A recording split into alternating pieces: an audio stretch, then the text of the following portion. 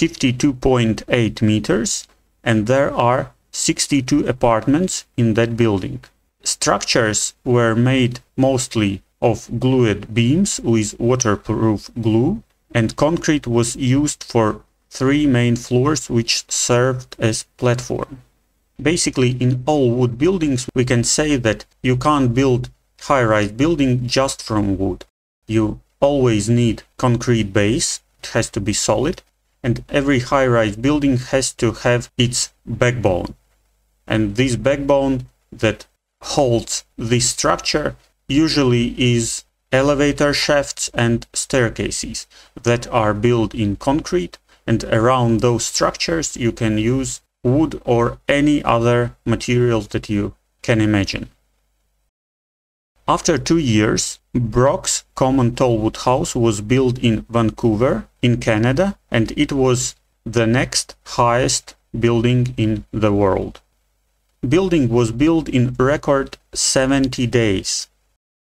Mostly it was built in a factory and just put together on site, so that's why it was so fast.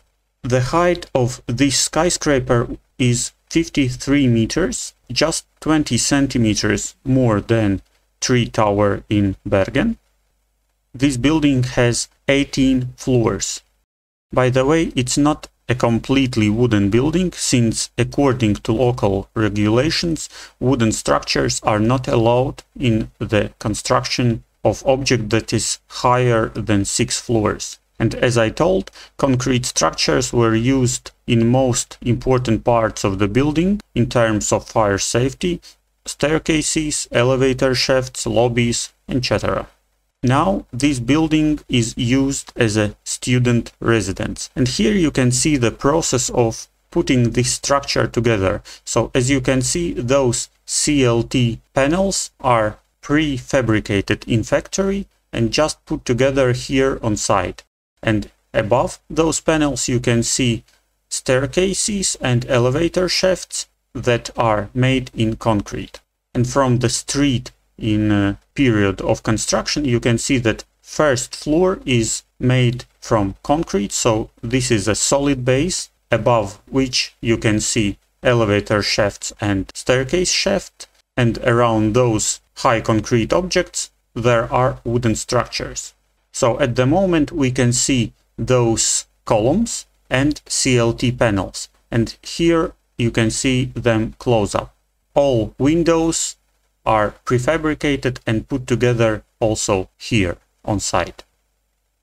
Next highest wooden skyscraper was built in Austria, Vienna, was named Hochhaus, and it was built in 2019. Its height is 84 meters, so as you can imagine, it's 31 meters higher than Brooks Common Talbot House in Canada. This building has 25,000 square meters and number of floors is 24. About 75% of the building framework, facade, walls, interior decoration is wood in the form of plywood, and the rest is reinforced concrete and glass. I will remind you that reinforced concrete, it's when you put steel construction inside, let's say, concrete column, so it will have better properties and it won't break. And in case of glass, reinforced glass is when you break a glass and it won't hurt anyone, so it will just break in small pieces, so there will be no injuries if it will fall down from, let's say, upper floors. Here you can see that wooden building was constructed around a reinforced well made of concrete with elevator shafts and stairs, the same as in all other cases. And in interiors you can see that there are exposed columns and CLT plates that you can see on the ceiling. Next highest building is Mjøsa Tower, located in Brumunddal, that is 1.5 hour drive from Oslo. It was built in time period from 2017 to 2019, and its height is 85 meters, just 1 meter higher than Hochhaus. Supporting structure and facade of the tower are made using wooden materials, and structure consists of glued columns, beams, and diagonal elements. Those diagonal elements you can see in that picture. This element holds building structure together. First 10 floors are offices, hotel. Those are built from prefabricated wooden materials and elements, and the flooring of the upper stairs is made of concrete due to the increase of the amplitude of vibrations, as it is seismic region and concrete is more stable in those conditions. So in nowadays the world's tallest wooden building is this one, Ascent MKE, mass timber hybrid high-rise apartment building in Milwaukee, Wisconsin. This 25-story mass timber structure is 87 meters high, 2 meters higher than Mjøsa Tower. It contains 259 luxury apartments, so you can see some visualizations here. And as well there is space for business, elevated pool and sky deck. And since it is the highest wooden structure in the world for now, I will tell you a little bit more about this building. There was an interview with architect. He told that being the tallest in the world was not the initial goal. There were problems with finding parking space for such a big building on streets. They managed to find additional parking spaces to meet those requirements of the multifamily parking in the city, so the project was able to add a few floors. And so suddenly they were within 1 meter of the Tower of Norway, Mjøsa Tower. So they added the roof construction and was higher than any other wooden structure in world. What is interesting, the height limits for heavy timber construction in Wisconsin is 26 meters, but there is a section in the International Building Code that basically allows for building higher structures, just it has to be coordinated individually.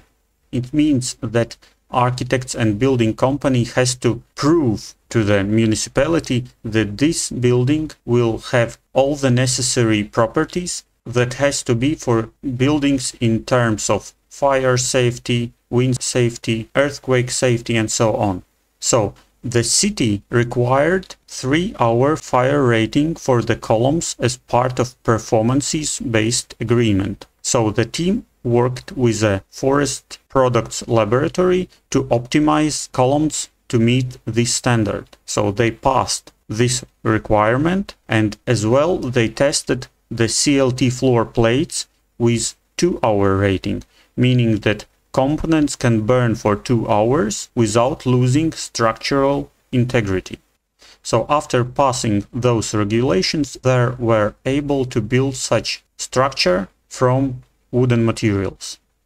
One more interesting thing, much of the wood was sourced from Austria because sourcing high quality supplies from North American manufacturers would have been too expensive. As well, architect mentions that wood exposures in the interior also had to be carefully considered. Sometimes several extra inches had to be added to the column for wood to be exposed. Often simply installing drywall was more efficient option, because if a column was in a bathroom or closet, there was no reason to expose the timber. Architect told that project used about 25% of on-site labor required for a concrete structure, and it was completed in about half of the time. This is all about highest wooden building in the world.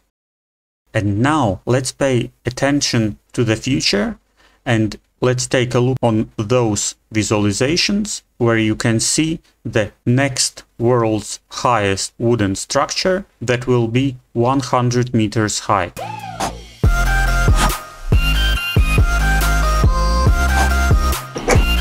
One Danish company has won an international architectural competition for designing of the world's tallest wooden house that will be built in Zurich, in Switzerland. Construction work is scheduled to be completed in 2027, and the complex will be called the Rocket and Tiger. Here you can see some visualizations of these buildings' interiors. And this complex will consist of 4 buildings which will accommodate not only apartments but also a restaurant, retail space, and a bar and a hotel. And for now, architects are thinking about that every building has to have its own identity and expression, as well as independent access from the street and easy access to the inner courtyard. Daylight is optimized both in the public spaces and in the residential units, and a variety of green outdoor spaces is created in the inner courtyard and on the roofs of the buildings. As you can see in this visualization, timber structure will be connected with prefabricated facade systems that are reliable, flexible, and easy constructible. So this is all about wooden buildings, And now let's talk about mass timber buildings and their properties, and also drawbacks that we have to consider.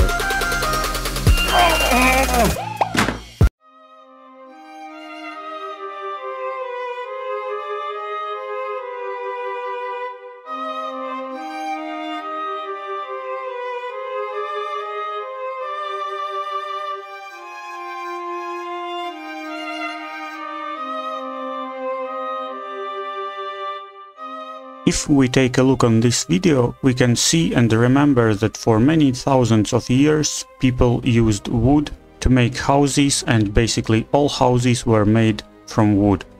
Which drawbacks can you name, and how do you think, why did we switch from wood to stones, bricks, metal, concrete and other materials, and why we don't use wood as much as in previous times?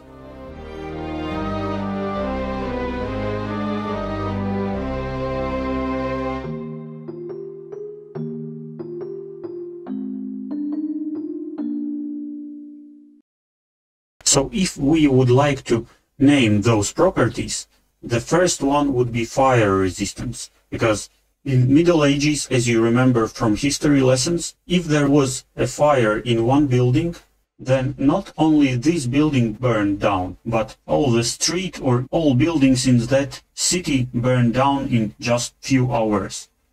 So fire resistance is one of the biggest drawbacks to wooden structures that we have to consider. Next one is earthquake resistance and wind resistance, because concrete and steel structures are more suitable for buildings that are made in seismic regions, so this is also one big drawback. Now with modern woodworking technologies, it is possible to design and build high-rise buildings in terms of quality, resistance, durability and safety. Those buildings will be compatible with those made of concrete and bricks. But it's important to question how we build, because buildings have such a large impact on the amount of resources that we use. So what we have to question? Sustainability. Is it sustainably to cut big trees to build some kind of building? Is it good for forests? Is it economically viable? Because if this building will cost 2 times more than concrete building, where's the point? What are ecological benefits? And what are CO2 emissions? If we take a look on that diagram, we can see that 33% of CO2 emissions is due to industry of all fabrics that we have. 28% is due to transportation. The biggest part, almost 40%, is due to buildings. Either residential and commercial buildings gives the biggest part of CO2 emissions in our atmosphere.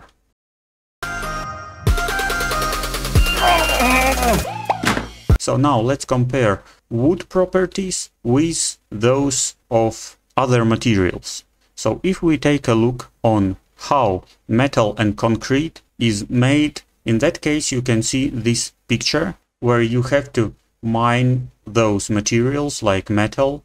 You have to dig them from the ground, and there is a big quarries where it is done. So there is no greenery.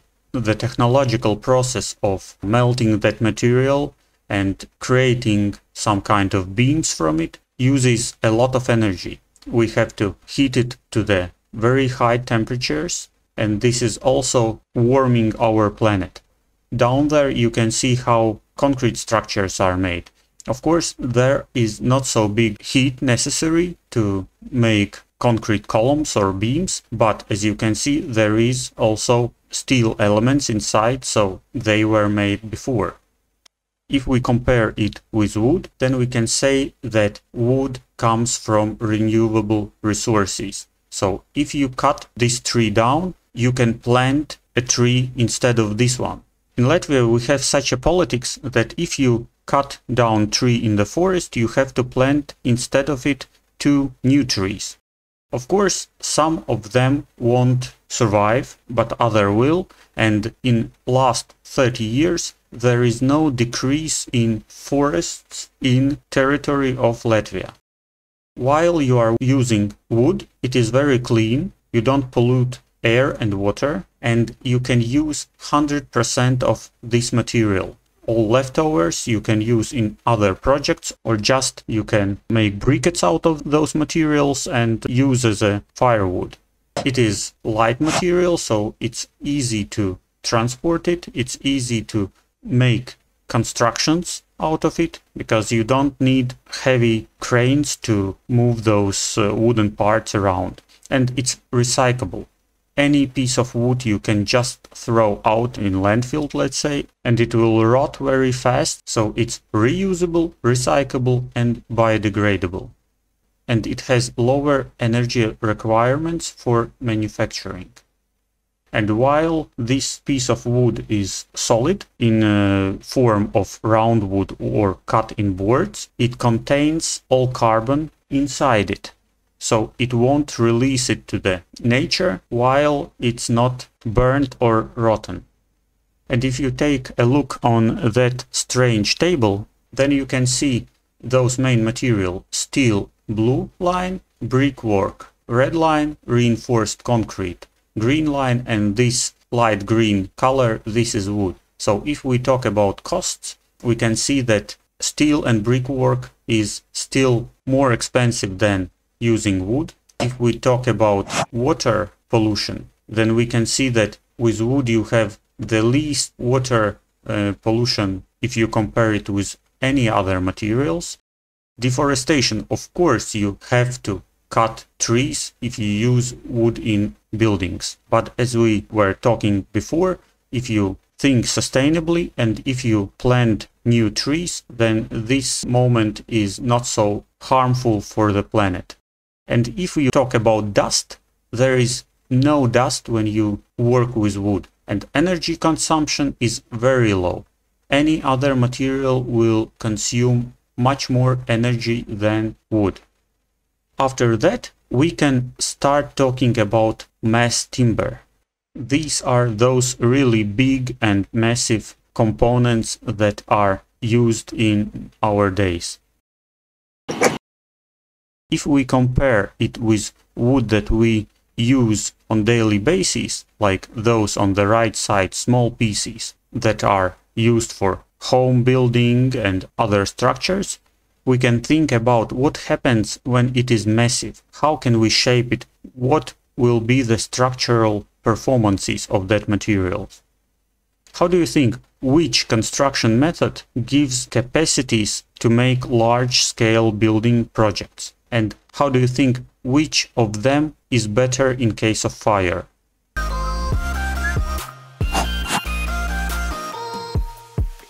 Fire is the biggest drawback in wood constructions, so there are a lot of different tests made to test wood properties in case of fire. Studies have shown that wood itself has high fire resistance since it protects itself by charring. Despite the spread of flame for a long time, there is little destruction of wooden structures. Here is a test done in a laboratory where one CLT plate is burned from one side for 2 hours. This side was burned, and this side you can see that this wood structure is in very good shape. It has all its structural integrity. So what happens here? As you can see in section, there is char layer that is completely destroyed wood, but it is still here and it doesn't let fire to go deeper inside of this wooden structure. This is pyrolysis zone, damaged wood, but it still holds. And this is completely unburned wood, so it has all its properties as a new material. So what can we say? 18 centimeter thick wooden floor made from laminated timber has fire resistance more than 2 hours. So we can burn it for 2 hours and it will still has its properties. In 2 words, what is cross-laminated timber?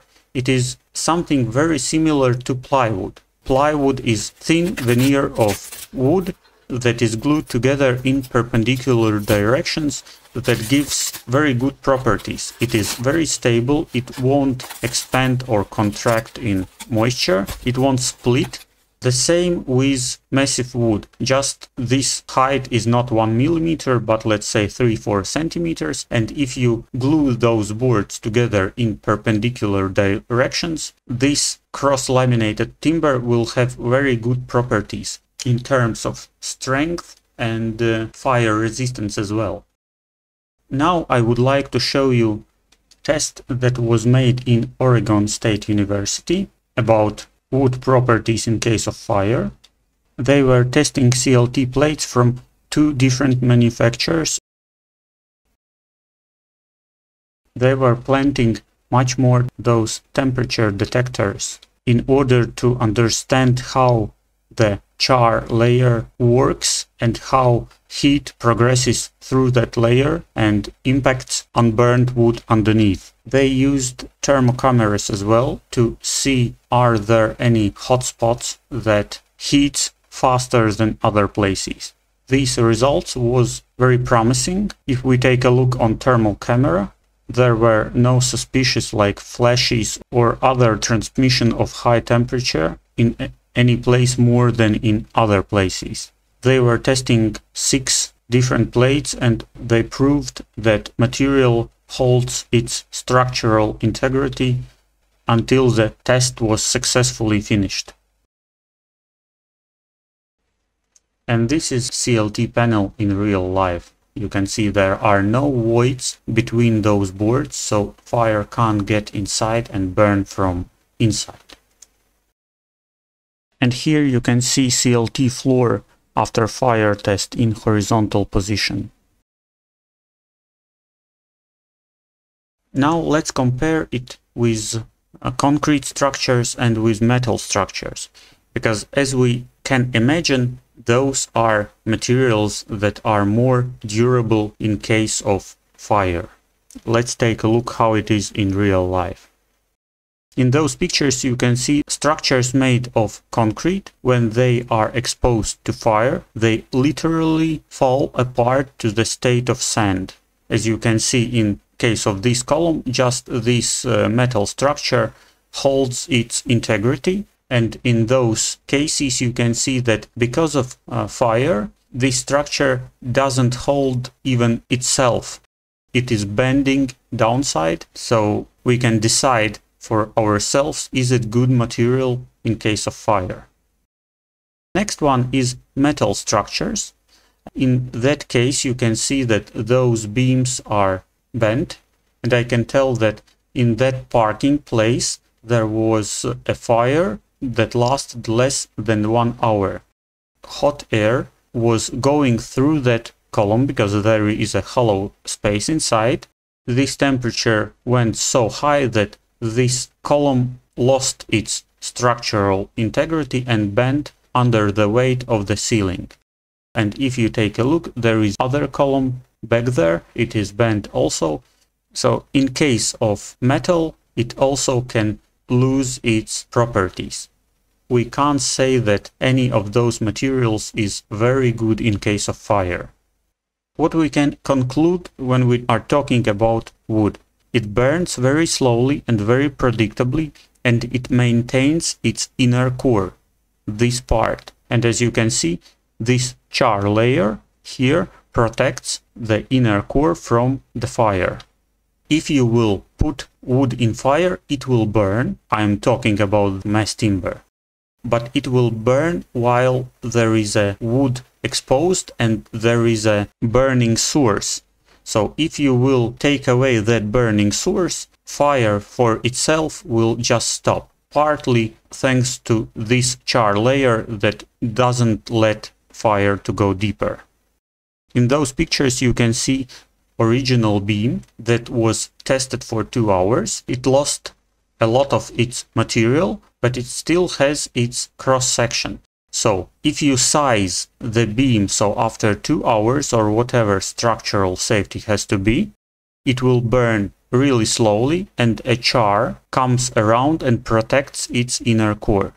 Certain amount of material is going to burn off, but you can size it so whatever shape is left cross-sectionally still has equivalent structural strengths that you need for the building. So in that case, if this cross-section is still holding the structure together, you can just put bigger beam, and then you are sure that this beam will hold 2 hours of fire without any structural drawbacks. In those cases, you can also see that after 2 hours of fire, all those metal elements are not damaged. And in case where you can see that this beam was screwed to the ceiling, from that side it is almost untouched.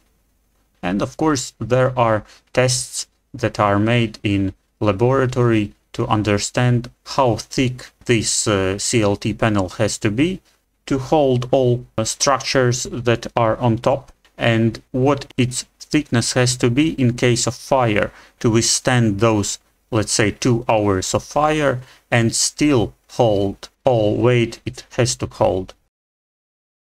I would like to make a little conclusion about this theme. At the moment there is a little lack of knowledge about modern wood technologies. Mass wood has fire resistance properties based on the fact that wood chars, and charring of wood is like a natural protection from fire. And if we compare, steel or concrete is considered not combustible material, but wood is considered to be a combustible material. But if you compare those materials in its raw form and you don't protect steel or concrete by drywall or paint, in that case wood will outperform steel or concrete. Steel will melt and fail, concrete will lose its structural integrity, mass wood will char to the point and then it will stop. In many cases it's safer material than steel or concrete. The most people fear of fire and wood has to do with standard 2x4 wall constructions. When we make our houses with those big voids between those 2x4s. In that case, it will burn down in case of fire. But if we have solid timber, we don't have those empty air spaces where fire can go in. This char layer that forms in case of fire is very predictable and measurable layer that we can include in our measures to understand what thickness of timber we should use in our projects.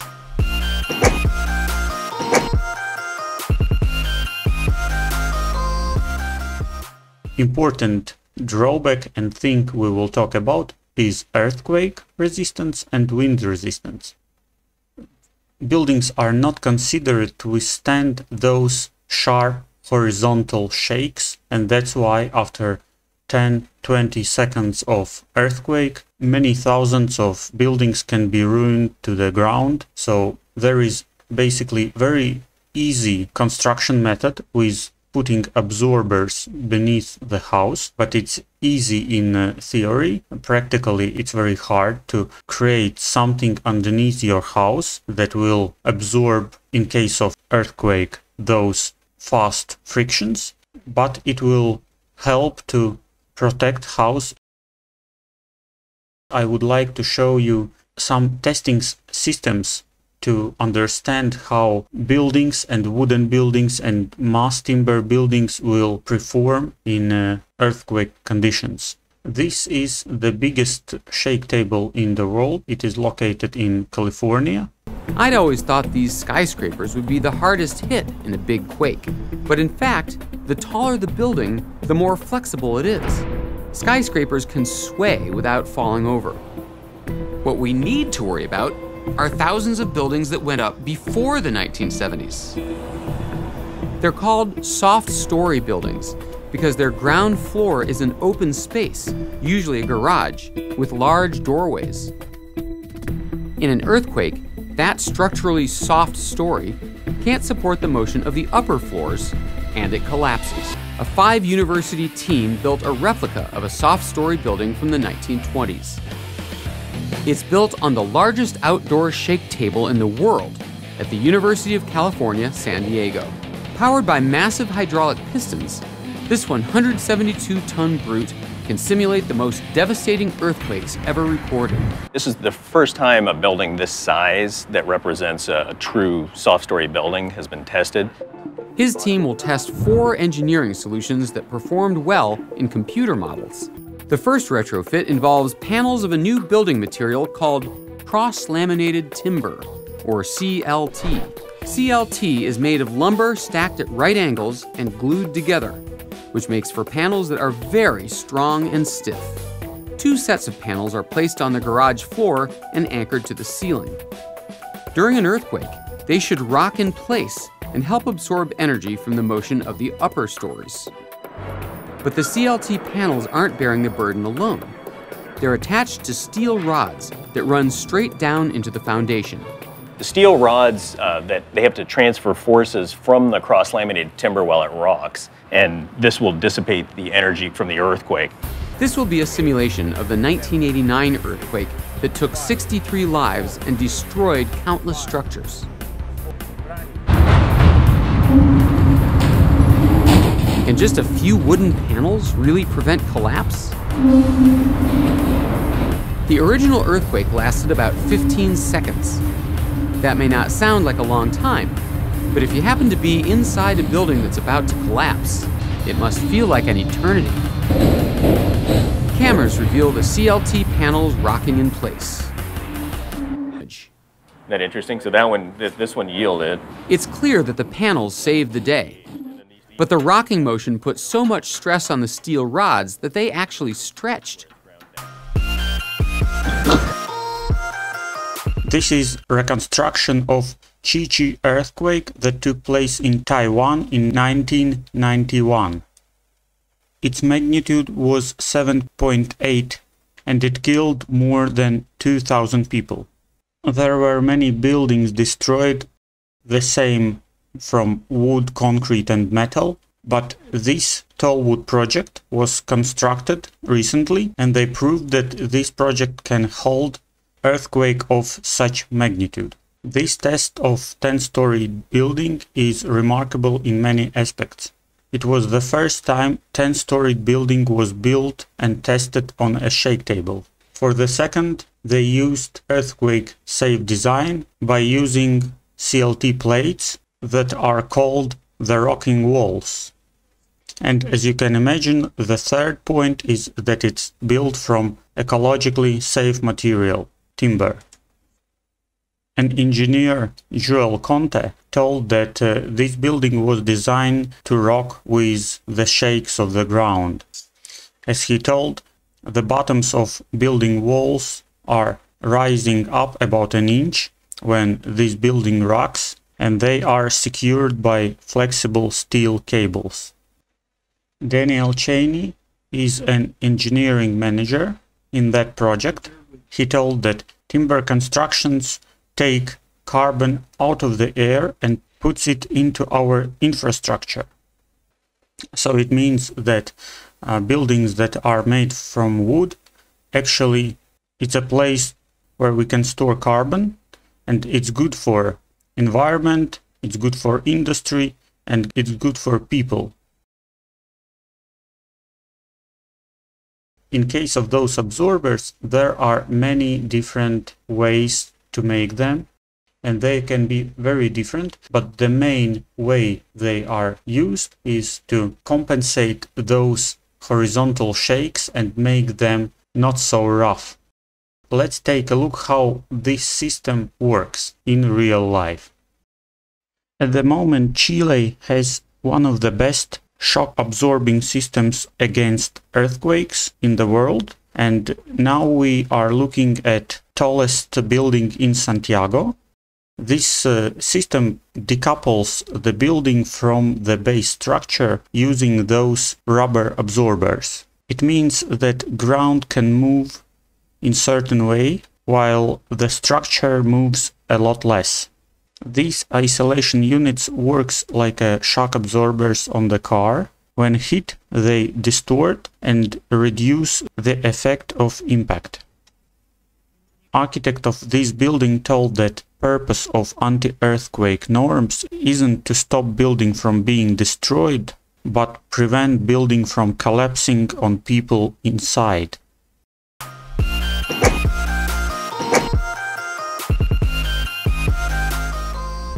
Our next theme is wind resistance. Of course, we are nowhere near building wooden structures that would compete with highest concrete and steel structures like Burj Khalifa. It's more than 800 meters.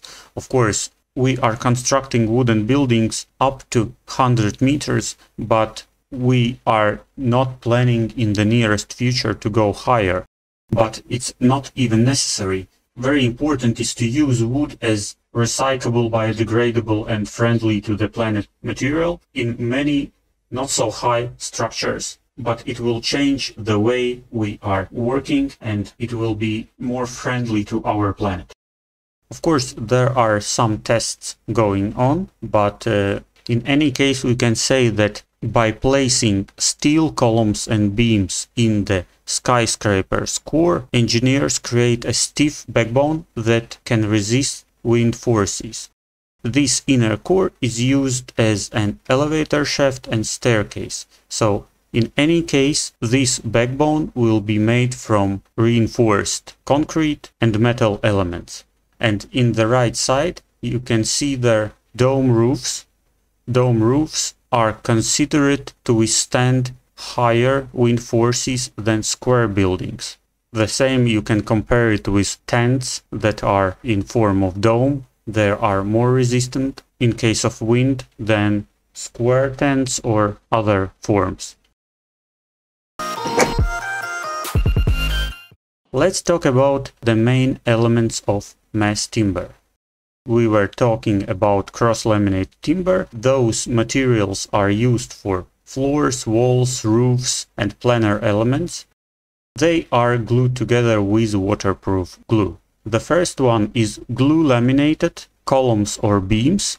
Basically, those elements are made by taking pieces of wood and laminating them together. They can be straight or curved or custom shaped, and they can be used both in interior or exterior. By the way, you could see such structures in shopping centers when above your head there is glue-laminated wooden beams that are bent. This structure can withstand bigger pressure from upside down. The other elements are structural composites. LVL, which is laminated veneer, or PSL, parallel strand. It means that there can be different types of materials. There can be wooden materials such as OSB and other materials that are glued together. They can be used for beams and columns, but just straight ones. You can't make bent beam out of this one. And I would like to explain one more time about cross-laminated timber. As you can see, wood can split along the grain. So when you glue them together in perpendicular directions, one side won't let other side to expand, to change dimensions and to split. It will be very stable material. And here you can see all those elements together. In the first picture you can see Glulam. Here you can see CLT plane that is used for floor and ceiling. And there is a close look to those CLT planes. And here you can see all those three elements. Glulam column, Glulam beam, here and here and here, CLT floor and CLT ceiling. And how some of those connections have to be taken together through steel elements, here and here. So with some simple sentences, let's answer to the question why those pieces of wood has to be bounded together. The first one is that cross-sectional shape matters, as well as wood is lighter than any other material. So wood is 2/3 of weight of the steel, and it is 6 times lighter than concrete. So we can conclude that wood is light, it is strong and it is good at bending. And here you can see one interesting project that is made by architect Shigeru Ban, and this is an office building built in Zurich in 2013. It is constructed from like a gigantic elements of Glulam that looks like kids' toy set. But in that building we can see what is possible to do with Glulam in terms of size. And if from Glulam we can make columns or beams, then from CLT panels we can make floors and ceilings. It's the same. CLT panels are very stable, the same as plywood. And as you understand, plywood works because you take out the idea that wood can split parallel to the grain. You can take two layers, you layer them in 90 degrees, and if it starts to split along the grain, then it runs perpendicular to the other, therefore it doesn't split at all. The same CLT works. Finished CLT panels are typically from 70 centimeters to 3.5 meters wide, with length up to 22 meters, so quite big panels. Thickness of those panels can be up to 50 centimeters. There can be bigger pieces of those CLT panels. They can be up to 6 meters wide and with length up to 36 meters. Those dimensions are possible but uncommon because you have to have bigger thickness and it will require a lot more material. We can say that there are more than just cross-laminated timber. You can put those wooden pieces together using nails, and then it is NLT, which is nail laminated timber, or DLT, which is dowel laminated timber. In that case, you can see how it looks in real life. Those dowels gives additional strength to the panel. Wood is energy efficient. It is easy to heat room made of wood, and it is easy to cool that room. And because those elements are manufactured in a controlled environment, there are a lot less waste. And of course, there's less energy spent in construction and deliveries and assembling of those wooden structures.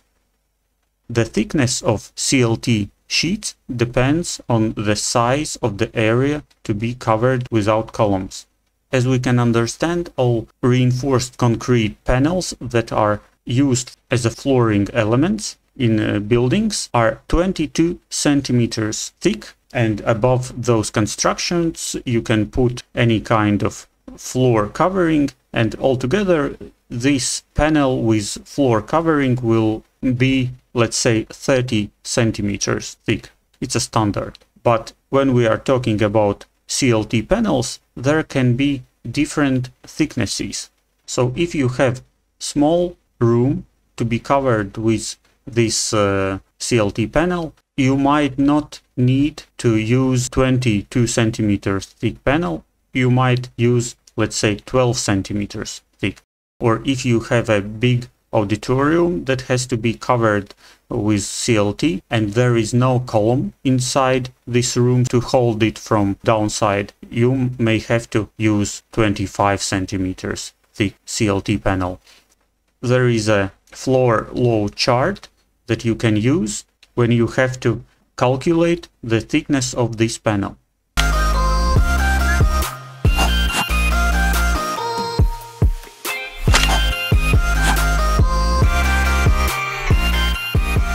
In that picture on the right side you can see that there are voids on the ceiling between those big Glulam or CLT panels. How these voids can be used in real life. In the left side you can see those places, and you can see that these empty spaces are used to integrate ventilation pipes, sprinklers, and hot and cold water pipes. In that case, architects are pulling those columns away from the windows.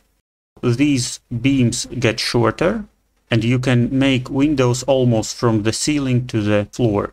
So there are no columns that you have to consider when creating window panels. And in the end, I will repeat an interesting potential about mass timber.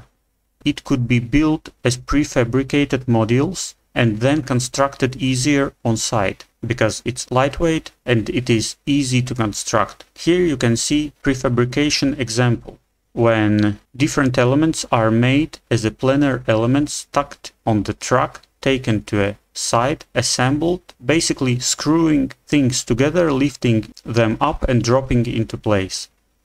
A little conclusion about wooden multi-story buildings. They have several important advantages compared to the buildings made of concrete and steel. First of all is environmental friendliness.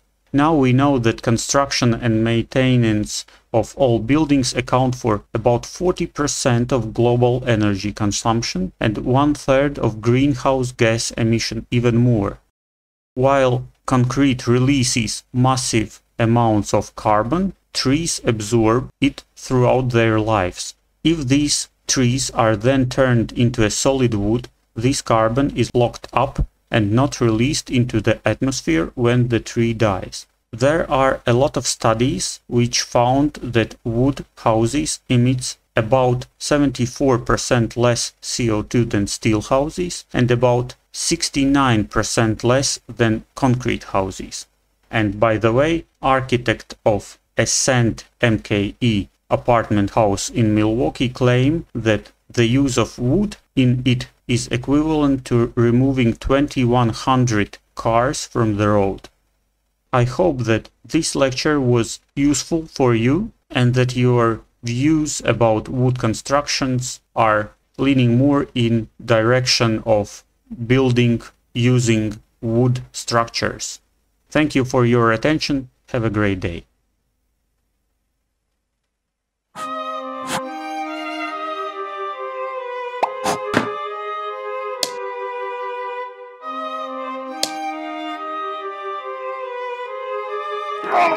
Oh,